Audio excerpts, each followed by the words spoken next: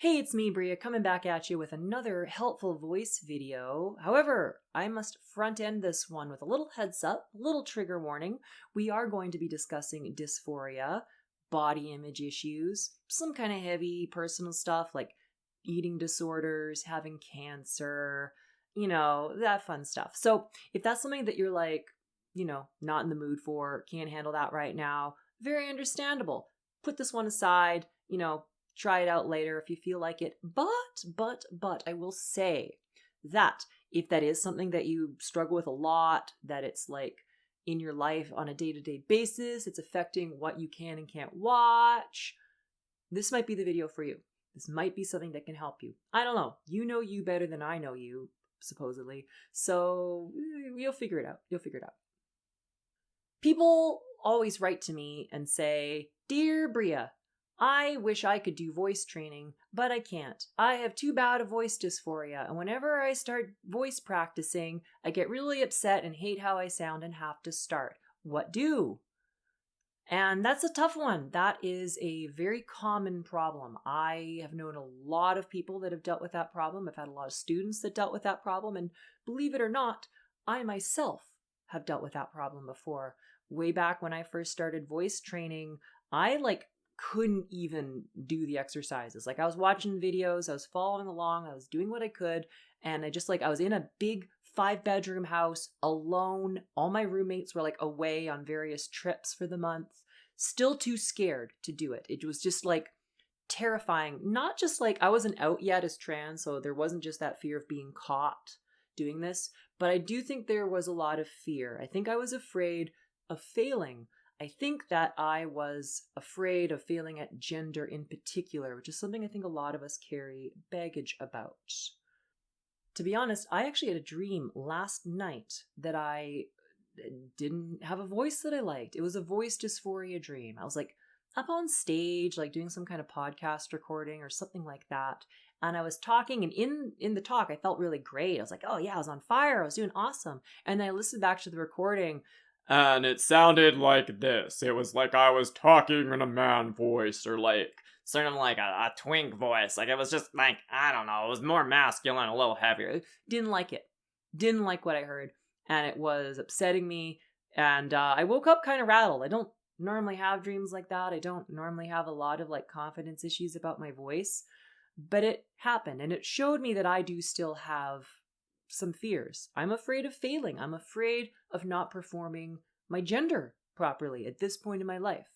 And even with all this voice success and accolades and teach people a voice and stuff like that, I can still be insecure about my voice too.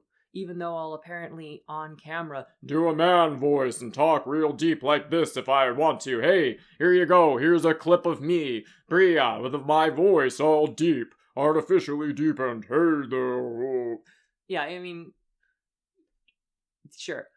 The truth is, I'm actually extremely critical of myself. You might have noticed, if you're a follower of this channel or of anything that I do, that maybe I haven't really released a whole lot in the last few years. I was doing voice streams for a couple years. It was 2020, bit of 2021, I think. And it was 2019. It's 2019, 2020, 2021, and then nothing. I stopped. And there's a lot of reasons for that. But a big part of it was nothing I did was ever good enough. I am creating every single day. I'm making stuff every single day. Every day I get up and I go to my art studio and I make art, videos, recordings. I don't release most of what I make. I'm very self-conscious about it. Nothing I make is ever good enough for me, ever. Even the best things I've made, even the things that people praise me for, nothing's ever good enough for me. And it gets to this point, especially with these voice videos, where I was just nothing was really working for me. It was never up to my standards. So I just didn't release anything. I just didn't put anything out there. And you all have been left for a couple years without any meaningful updates, which is obviously not ideal. And again, it was all about my stuff, my feelings, my fear of failure, my fear of not being good enough, my fear of sincerely trying to do something. Art is so personal, much like voice, much like gender. These are a personal expression. We're sincerely trying our very best to put ourselves out there. Like your voice is like your soul. It's who you are. It's a representation of yourself. And you're sincerely trying to move it in this direction of gender. It's this more authentic, sincere expression of who you are. And the idea that you might fail at that is very rough. That's brutal. Like, it's really scary, the idea that we might fail at gender. We might fail at a sincere expression of who we are, and that people either laugh at us or misgender us, or, it just doesn't land for whatever reason. And the truth is, though, of course, not doing it is worse than doing it inadequately by our standards, right? Not releasing voice videos for my students is less helpful to my students than releasing imperfect videos for my students, right? So that's why it's really important to always be expressing kindness, forgiveness, trust. You need to be kind to yourself. You need to treat yourself well. You need to give yourself everything that you need. Have lots of water to drink. Have a nice snack. Be in a nice environment. You got to take care of yourself. Be nice to yourself, and then you will be able to do your very best. You also need to be able to forgive yourself. Forgive yourself for any little inadequacy, any little thing that you see or hear that you don't like. You got to just let go of it. There's so many things that I have not released that I've made because I didn't like some little aspect of it. And nobody else is going to notice that. Only I'm going to notice it because I know it inside out. I've been working at it for hours. I know this thing, and I know I made a mistake there. I can see it. I can't unsee it. And it's just, no, scrap the whole thing. We don't need it. And, same with voice. Sometimes I'll hear a recording of my voice, and believe it or not, I don't always like what I hear. Sometimes it's just not quite what I thought it was. And chances are, though, most people like my voice. Generally, people tell me I have a nice voice. I've never heard somebody say they didn't like my voice. I've never been misgendered on the basis of my voice, certainly. And yet, I can still hear things and pick them out that I don't like because I'm so critical of myself. I don't forgive myself for these little things. Or rather, I didn't. I like to think I'm a little better at it these days. So you gotta forgive yourself. You gotta be nice to yourself about any little mistake that you think you made. Don't worry about it. You better luck next time. You'll get it next time. Who cares? Chances are, nobody else noticed it. And of course, that last thing you need is trust. You need to trust yourself. Trust in your abilities and trust that you're doing your best. You need to have good faith when you engage with yourself, just like when you engage with other people. You need to trust that what you're doing is good enough and that it matters. Every single day I go into my art studio and I'm making things, and generally speaking, I don't feel like they're good enough, but I make a living through my art. I have to be making things. And so I just need to trust that what I'm doing is a good use of my time, and that what I'm doing will somehow pay off somewhere down the line, even if I don't personally think it's good enough right now. So be kind, forgive, and trust is my main methodology in approaching these things. Something that I think is really pertinent to this conversation is also something that I learned years and years ago. In my teens, I had an eating disorder, and I think, realistically, when you have an eating disorder, it never fully goes away.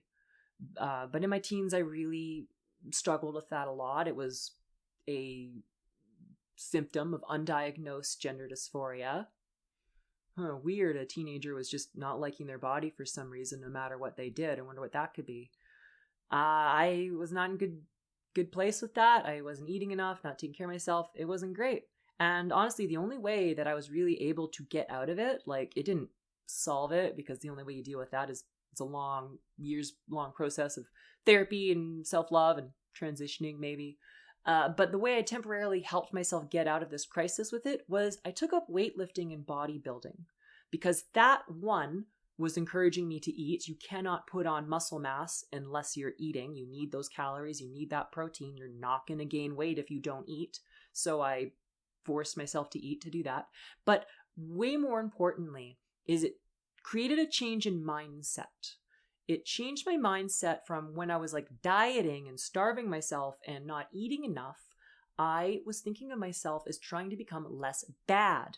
I was trying to attain that baseline level that human beings can, have in order to deserve like basic human dignity and respect, or just be like a person.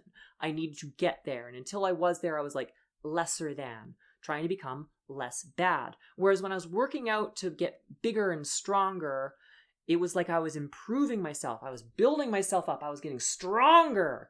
I was no longer bad trying to become less bad. I was already good trying to become even better.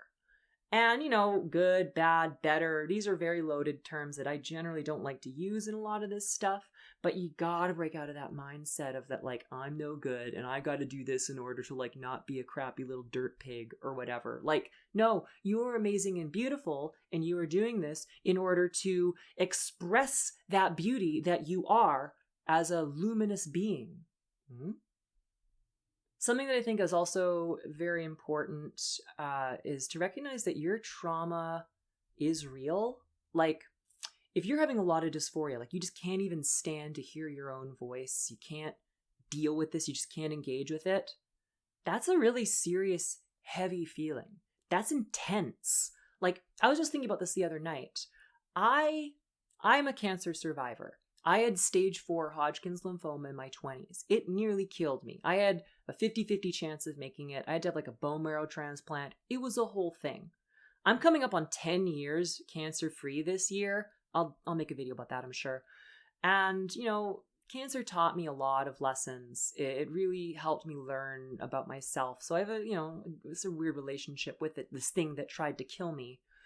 But I realized, like, I'm fine with cancer stuff. I could watch a TV show or a movie about somebody who died of the kind of cancer that I had, and it probably wouldn't upset me. There's limits to that. There are things within cancer that I think it can be a little too much for me. It's a whole thing I'll go into in another video probably. But like, generally speaking, I'm pretty cool with cancer. I'm not going to be triggered talking about or hearing about cancer. However, I absolutely cannot stand anything to do with puberty. I'm not watching any TV show, any movie about preteens, teens, kids going through puberty, kids dating, that romance crap. Get that out of here. I don't want it. I don't want to hear about it.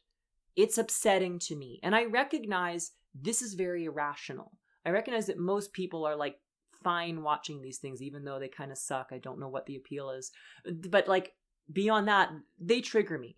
They trigger the crap out of me because it's taking me back to puberty 1.0, the crappy bad puberty I had to go through that wasn't right for me, the place where it all went wrong. For most trans people, that's a very traumatic time in our lives. And so, unsurprisingly, I don't like to watch things about that. And it's like this, it's weird, this thing, cancer, that nearly killed me. I'm fine with it. But, puberty and dating and preteen stuff, like, no. And it's silly, it's irrational, but I had to recognize that just the fact that I have those feelings at all, just the fact that I am that upset by this thing, but not upset by this other very serious thing, that tells me that this thing is like real on some level. It's not that puberty is going to kill me or whatever, or something like that, but like, that's real trauma. Those are real feelings. I don't want to be a cliche here, but I am valid in those feelings.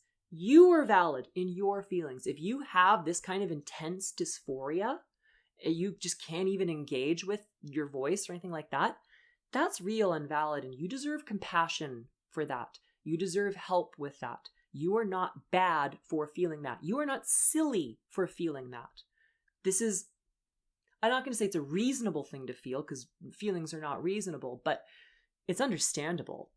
I feel you there. So that goes back to that forgiveness and kindness thing. It's okay. Don't beat yourself up about it, but you can work through it. You just have to be gentle with yourself. And I want to close with a line from my graphic novel. Yes, I'm going to read from my own work because I'm tacky like that. I want to read a line from my graphic novel, She Never Came Out. It's a horror story. It's got trans girls in it. It's low-key a metaphor. There's a line in it that is extremely important that I think is going to illuminate this. During every challenge in our lives, there is a period of time where we resist our innermost instincts telling us what we must do. Whether out of fear of failure or being seen by society as delusional, we hold ourselves back. But eventually, if we really, truly need to do something, our fear of doing it becomes outweighed by our need to do it.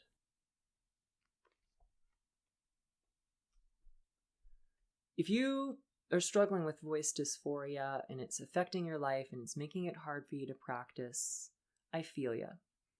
I really do. And I have compassion for you, and I hope you have compassion for yourself. But I also believe you have the ability to get through it. I've seen lots of people do it. I've done it myself. It's not easy, and it takes a lot of work, and it takes a lot of kindness.